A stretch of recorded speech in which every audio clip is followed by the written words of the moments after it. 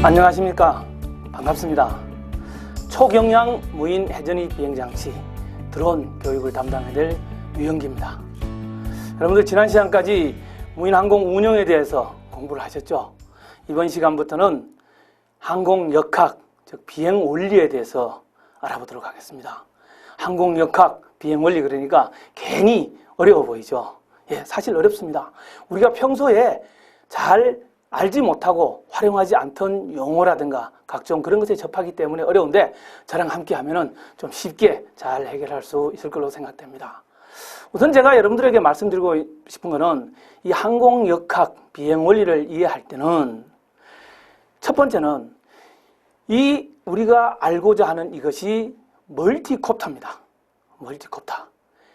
그런데 이 멀티로 된 콥터에서 그 역사적 사건으로 거슬러 올라가면은 원콥터 또는 투콥터인 헬리콥터가 있습니다. 이 교육에 여러분들이 중점적으로 연결을 시켜서 공부를 해야 될 것이 원콥터나 투콥터에서 일어나는 현상들이 멀티콥터에서는 어떻게 일어나고 일어나지 않으면 어떻게 일어나지 않고 독단적인 어떤 현상이 나타난다 하는 것에 대한 공부를 좀 더 해야 되고요.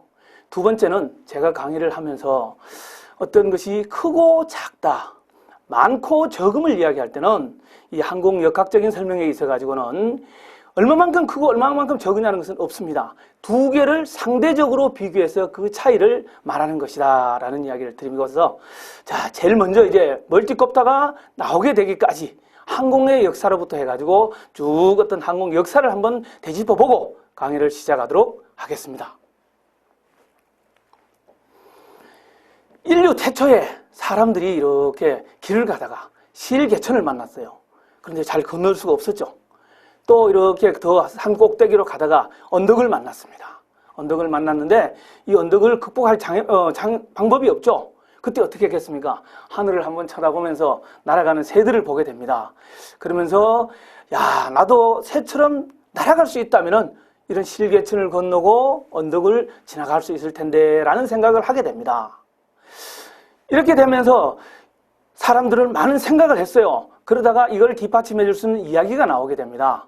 이것은 그리스 신화에 보면은 이카루스와 데달루스 이야기가 나옵니다.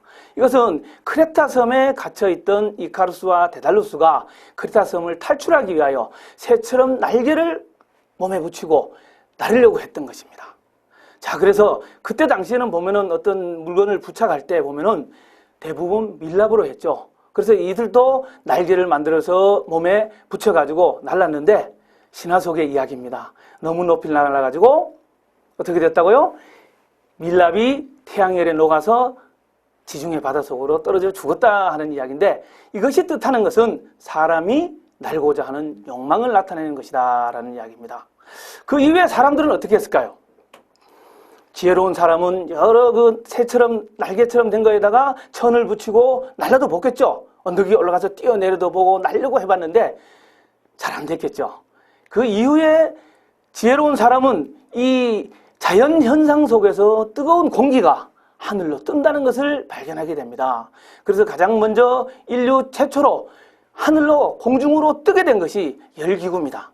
바로 1783년 몽골피의 형제가 열기구를 만들었죠.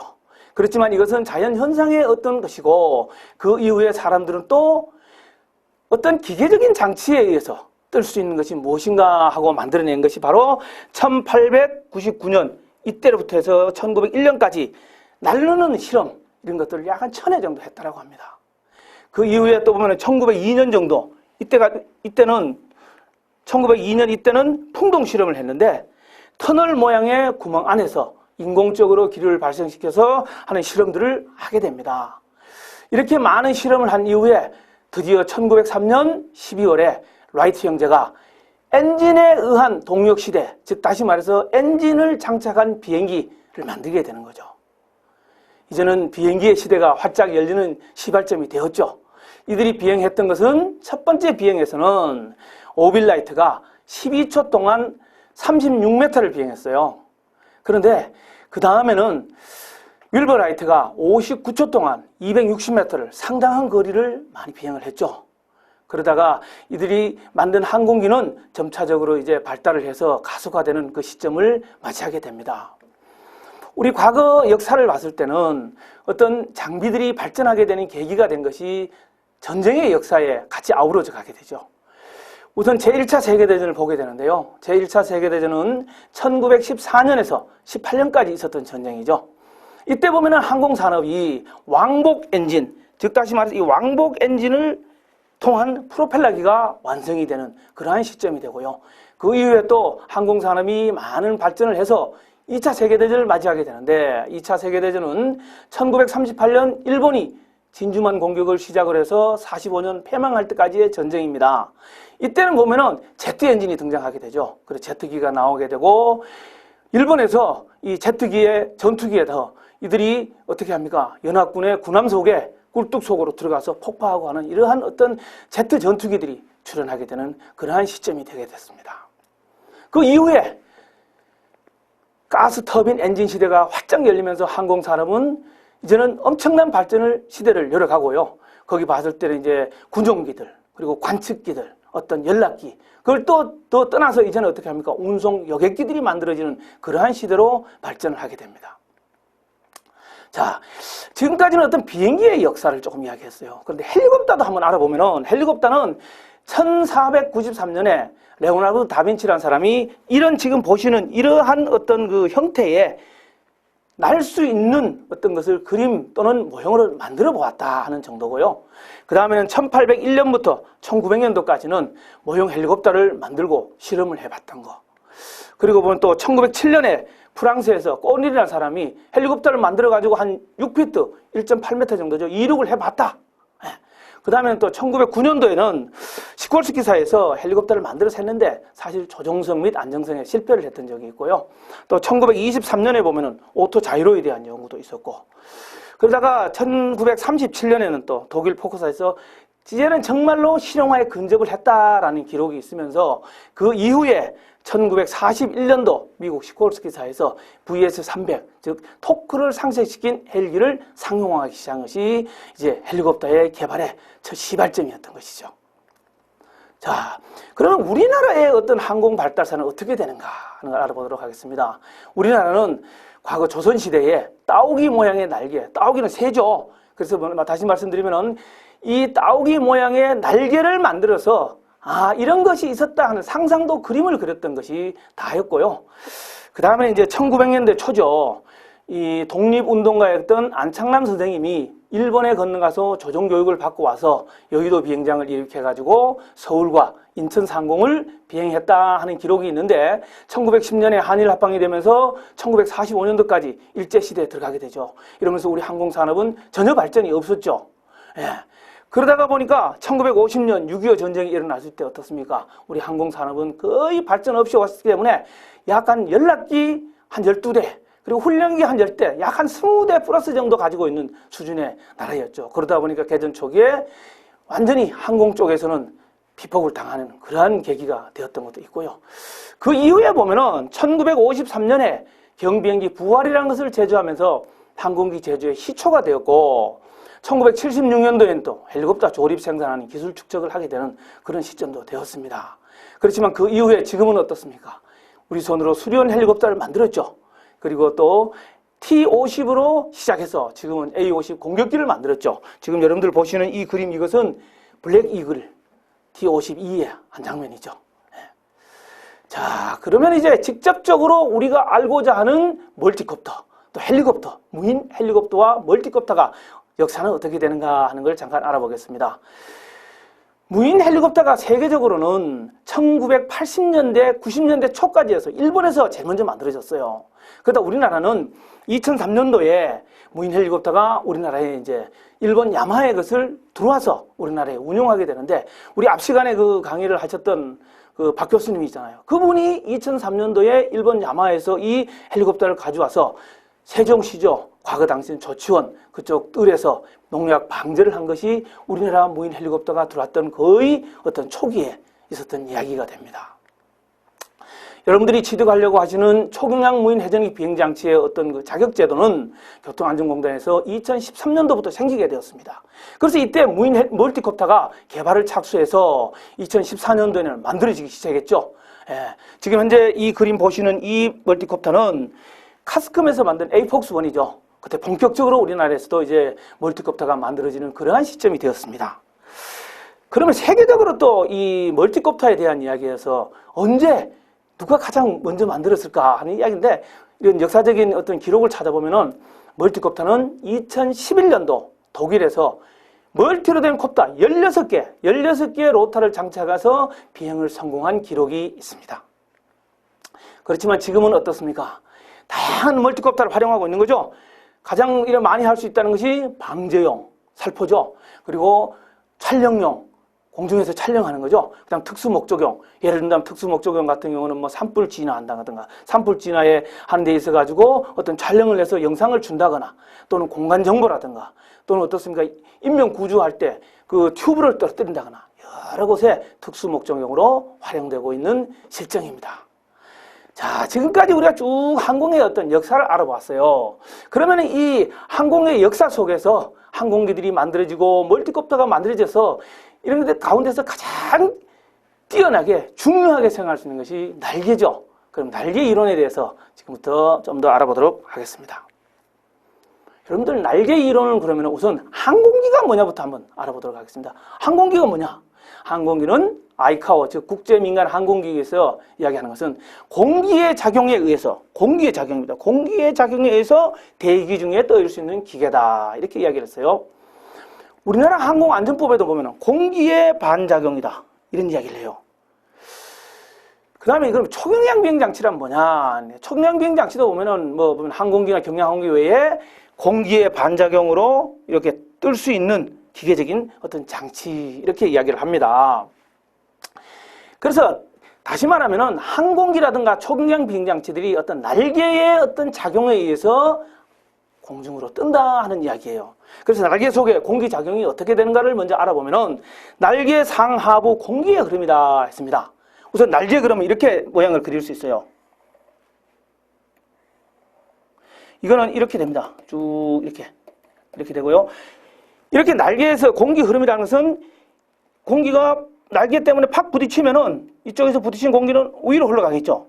이 구조물 때문에. 아래로 또 흘러가서 이 뒤에서 만난다 하는 것이 어떤 항공역학적인 이론입니다. 자, 그런데 날개가 이렇게 평소에는 가만히 있을 때는 그러는데, 여러분들이 이제 해외여행을 가려고 생각할 때 인천공항에 갔어요. 인천공항을 이루고 가기 위해서 여객기가 어떻게 합니까? 활주로 끝단에 와서 왱 하고 시동을 걸어가지고 활주를, 지상 활주를 쭉 가다가 활주로 한 반 지나거나 3분의 2 지점 가서 기수가 살짝 들리는데, 이때 조종사가 인위적인 조작을 하게 되는 거죠. 그렇게 됐을 때 모양은 어떻게 되느냐, 이런 거입니다. 지금 이렇게 돼서 공기가 여기서는 여기 부딪혔는데, 여기부터 부딪혔는데, 이제는 살짝 더 밑에 여기 부딪히게 돼요. 이 부분에 부딪힌 공기가 위로 흐르고 아래로 흐르게 됩니다.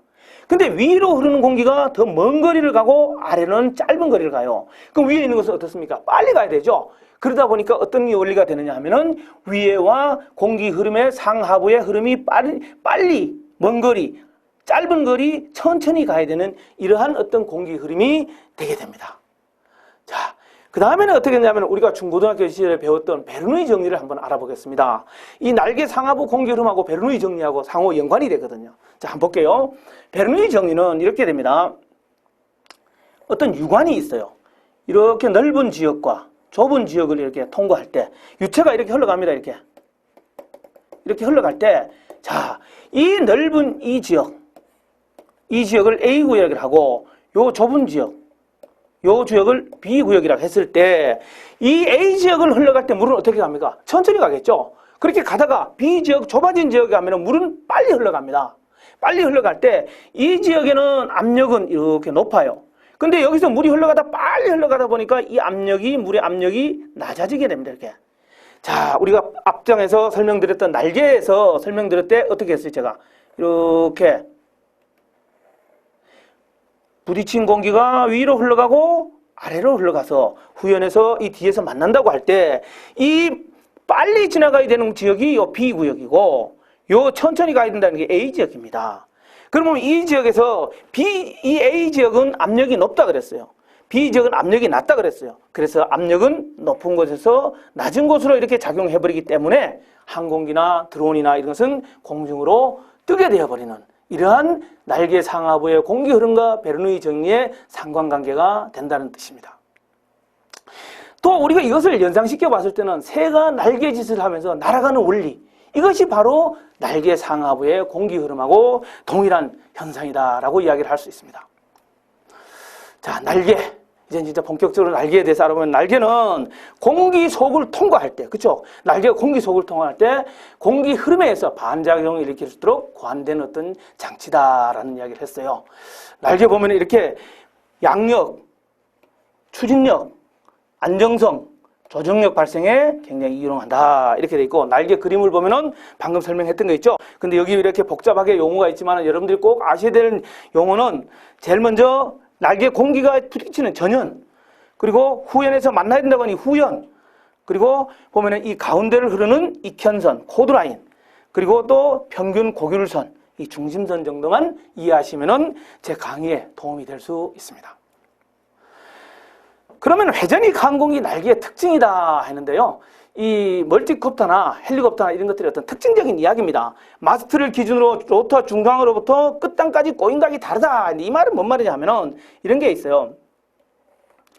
헬리콥터나 각종 이런 것이 있으면 이 마스트가 있고 날개가 이렇게 있어요. 그 다음에는 또 이쪽으로도 마찬가지죠. 이렇게 있어요. 마스트 여기를 기준으로 해가지고 여기서부터 이까지의 요 부분에 꼬임각이 다 다르다. 꼬임각이 다르다. 이런 이야기입니다. 요 다른 이유는 여기 써놨죠. 뭔지 모르지만 지금 현재 뒤에 가서 설명이 됩니다만은 양력 불균형을 해소하기 위한 것이다 라고 하고요. 그 다음에는 날개 길이에 따라서 입근의 속도가 느리고 입단의 속도가 빠르다는 이야기는 방금 설명했던 거 일맥상통하는데 요거예요. 이러한 마스트를 기준으로 이렇게 날개가 있으면은, 이쪽도 있겠죠. 예. 이렇게 있으면은, 이 지역이 입근입니다. 뿌리 근처에서. 이쪽이 입단이에요. 이쪽의 회전 속도와 이쪽의 회전 속도 차이. 즉, 다시 말해서, 400트랙을 돌 때 보면은, 인코스 도능하고 아웃코스 도능의 차이. 입근의 속도가 느리고, 입단의 속도가 빠르다. 이 이야기입니다. 예. 그 다음에는 이제 회전익 항공기의 날개는 했는데, 여기서 이야기하는 건 날개를 통상 브레이드라고 하죠. 근데 뭔 이야기냐면은, 우리 멀티콥터를 가지고 보면, 멀티콥터에 부착되어 있는 이 브레이드, 날개를 가지고 전부 어떤 분들은 프롭이란 표현도 써요. 프롭이란 표현은 프로펠러에 약을 쓰는 건데 좀 잘못됐고, 또 어떤 분들은 헬리콥터 보면 헬리콥터에 프로펠러가 있네? 이런 이야기를 해요. 프로펠러라는 뜻에 대한 어떤 정확한 용어의 정의가 어떻게 되냐면요. 프로펠러는 앞으로 이동하는 추력 또는 추진력을 얻을 수 있도록 고안된 장치입니다. 그래서 보면은 큰 대형 비행기들 보면은 날개 앞에 이렇게 수직으로 장착돼가 돌아가는 거 있죠. 예, 그거. 또는 배 같은 경우는 배 뒤에 보면은 프로펠러가 스크류초이가 있죠. 이것이 돌아가서 앞으로 이동하더라는 거. 즉, 다시 말해 이것은 수직으로 장착돼서 어떤 추진력을 얻고자 하는 데 장착된 걸 말합니다. 바로 이것이 프로펠러이기 때문에 멀티콥터에서 프로펠러는 사실은 정확한 용어는 아닙니다. 그러면 헬리콥터나 회전익 멀티콥터에서는 어떤 용어를 쓰는 것이 좋냐? 한 개는 브레이드, 그 다음에 이것이 한 개 이상, 두 개 이상으로 조합된 것은 로터라고 부르는 것이 적절한 용어의 사용입니다. 자, 그런데 이 날개에서는 또 우리가 중요한 이제 공부를 하는 거죠. 날개에 있어서 두 가지의 각이 있습니다. 영각과 치부각이라고 합니다. 우선 영각이라는 것은 바등각이라고 하는데요. 비행을 해가는 방향의 반대 방향엔 공기 흐름하고 어떤 속도 방향하고 시위선이 만드는 사이 각이다 했습니다. 여기 그림 보시면 이거죠. 지금 최초에는 이 날개가 이렇게 뉘어 있었죠. 이따가 다시 말해서 피치를 했을 때 지금 일어나는 현상인데 이렇게 되는 거. 이 하단으로부터 여기까지의 이 각을 영각이라고 합니다. 이 영각은 회전익 항공에서 영각이라는 것은 또 공기 역학적인 각이다라는 표현도 쓰고, 이것은 항력과 어떤 양력과 항력의 크기를 결정하는 아주 중요한 요소다 이렇게 이야기를 해요. 그래서 이 영각이 커지면은 양력이 커지고, 사실 여기서 보면은 항력도 커지는데 이 여기서 작아진다는 표현은 뭐냐면은 양력이 커지는 거에 비해서 항력이 상대적으로 작게 커지기 때문에 작아진다 이런 표현을 쓴 겁니다. 다음은 치부각입니다. 치부각은 브레이드 피치각이라고 하죠. 이거는 어떤 기계적인 각이라고 표현할 수 있어요. 보면 여기는 아까는 이 앞에 거하고 영각은 이렇게 돼 있죠. 이 앞에 이 끝 하나고 이 각을 영각이라고 했는데 이것은 압력 중심선 요 선에 있는 각. 그래서 이것은 기계적인 각이다. 이것은 이렇게 되는 거죠. 예. 그래서 보면은 어떤 유도 기류하고 항공기 속도가 없는 상태에서는 영각하고 치부각은 동일하다. 이렇게 되는 거고. 그래서 페더링에서 치부각이 변화가 되고 영각이 변화가 돼서 양력의 어떤 증감 현상을 일으키게 된다라는 이야기를 할 수 있습니다. 자, 그러면 이제 날개의 모양새, 형태는 어떻게 될까 하는 이야기예요. 자, 먼저 날개의 형태는 대칭형 날개를 알 수 있습니다. 대칭형은 어떻습니까? 위와 아래 이것이 똑같은 거죠. 예, 보면 상하부 표면이 대칭을 이루는 것이다. 그러면서 보면은 압력 중심 이동이 대체로 일정하죠. 위와 아래로 흘러가는 것이. 그래서 이거는 회전익 항공기에 적합하다 이런 표현을 쓰고요. 이거는 뭐 만들기가 쉽겠죠. 예, 그렇습니다. 다음은 이제 비대칭형인데요. 비대칭형은 애초부터 위와 아래가 다르죠. 그래서 공기가 팍 충돌되면은 위 거는 먼 거리고 아래는 짧은 거리예요. 이러듯이 상하부 표면이 비대칭형으로 되어 있다. 그래서 이런 것 같은 경우는 공기 이동 거리가 애초부터 달라가지고 양력 발생 효율이 증가되고 향상된다라는 표현을 씁니다. 그래서 이거는 고정익 항공기나 대형 헬리콥터 같은데 사용하게 되는 거죠. 자, 그 다음에 이제 또 날개의 어떤 상대적인 비교를 좀 보실 텐데요. 이 날개의 두께가 얇은 거하고 여기 보면 두꺼운 거하고의 어떤 날개에 있어가지고 효율은 어떤 게 당연히 두꺼운 게 좋겠죠. 어떤 기류의 흐름이 일정하게 잘 흘러갈 수 있으니까.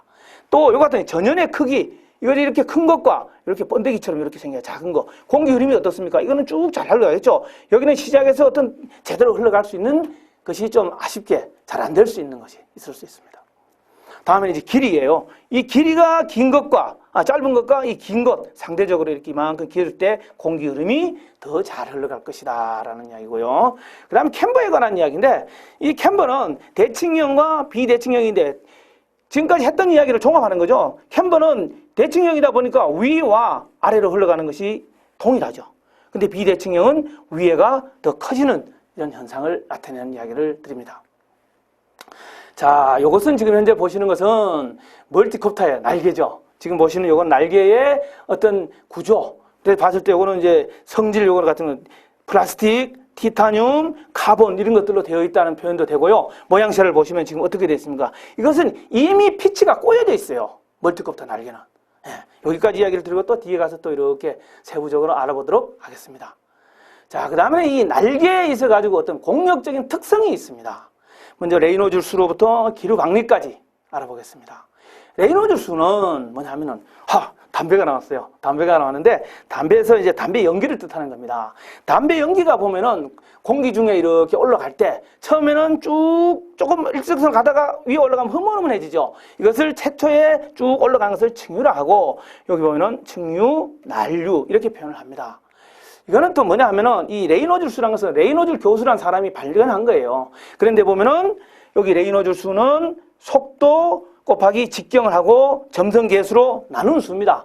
뭐 수가 의미하는 건 크게 그렇지는 않지만은 2100 이하가 층유라고 하고 그다음 1200을 거쳐가지고 4000 이상이 난류를 한다. 근데 이게 또 뭔 말이냐면 이거예요. 이게 지금 여러분들 날개입니다. 날개 윗부분이고요. 날개가 이렇게 있는데 윗부분에 공기가 여기서 부딪혀가지고 흘러갈 때 보면은 최초에는 공기가 어떻게 돼? 쭉 빠졌다가 1200을 해서 흐물흐물 이렇게 했는데 이것이 앞에 이런 것이 층유고 뒤에는 난류층이다. 이런 이야기를 드리는 겁니다. 날개 역학 속에서. 그 다음에 이제 기류 방지란 것도 뭐냐면은 공기가 이것도 마찬가지 날개에 이렇게 알았는데 전부 날개 상부의 어떤 이야기들이에요. 상대풍이라는 것은 여기서 상대풍이 탁 와가지고 어떻게 돼요? 흘러가죠. 흘러가다가 위와 아래로 흘러가서 만나야 된다 했는데 사실 어떻습니까? 비대칭형이 너무 커진다거나 이 각을 너무 많이 했을 때는 위가 과도하게 먼 거리를 가야 될 때는 어떻습니까? 다 가지를 못하겠죠. 그럴 수가 있어요. 그때 되면 어떻게 합니까? 이렇게 가다가 이렇게 떠버리죠. 뒤에서 역류가 흘러버려요. 이걸 가지고 기류 방리라 한다 하는 이야기를 드리고요. 그 다음에 이제 기타 좀 중요한 용어들에 대해서 한번 알아볼까 합니다. 우선 압력 중심인데 압력 중심은 날개 표면에 작용하는 분포대 압력의 힘이다. 예, 요거는 쉽게 설명하면 또 풍압이 중심되는 곳이다 라는 설명을 드리고요. 공력 중심이다 하는 것은 쉽게 하면은 공기력의 중심이 되는 것입니다. 예. 그 다음에 이제 무게 중심, 그러면 진짜 무게, 중력에 의해서 토크가 0인 지점을 말하는 거. 그 다음에 또 평균 공력 시위다 하는 것은 보면은 실제 날개꼴과 동일한 항공 역학적 특성을 가지는 가상 날개 끝이다. 이렇게 이야기할 수 있습니다. 그 다음에 이제 상대풍과 유도 기류입니다. 상대풍이 뭡니까? 반대편에서 나에게 불어오는 바람이라고 쉽게 생각하면 됩니다. 이런 어떤 항공기가 있을 때 이렇게 나를 기준해서 앞에서 불어오는 바람, 이것을 상대풍이라고 합니다. 이 상대풍은 어떤 날개의 어떤 역학적인 특성을 설명할 때 이 날개가 똑바로 갔을 때는 어떻습니까? 정면에서 바로 오죠. 근데 날개를 앞으로 했을 때는 바람은 위로 부딪히고 위로 했을 때는 아래로 방향이 결정된다 하는 이야기입니다. 그 다음에 이제 회전상대풍에 관한 이야기예요. 회전상대풍도 보면은 이겁니다. 아까 설명했던 거하고 비슷하게 되는데 이렇게 날개가 이렇게 있습니다. 날개가 있고요. 이 로터 블레이드가 이 앞에 이쪽에 마스트가 있겠죠. 그죠? 마스트를 중심으로 회전할 때 하는 이 지역, 또 이 끝단 지역, 이 지역에 어떤 발생하는 그 상대풍의 속도, 이런 것을 이야기하는 겁니다. 다음은 이제 유도기류입니다. 유도기류를 하는 것은 공기가 로터의 움직임에 의해 가지고 들어오는 거, 유입되는 기류다, 이런 이야기를 하는 겁니다. 유입되는 기류, 이것이죠. 그래서 보면 치부각이 0일 때는 수평, 치부각이 증가를 해서 영각이 증가하면 하강으로 가속이 될 수 있다 하는 이야기를 드립니다. 여러분, 이번 시간에는 항공의 역사와 그리고 날개 이론에 대해서 공부를 해봤습니다. 그리 어렵지 않죠?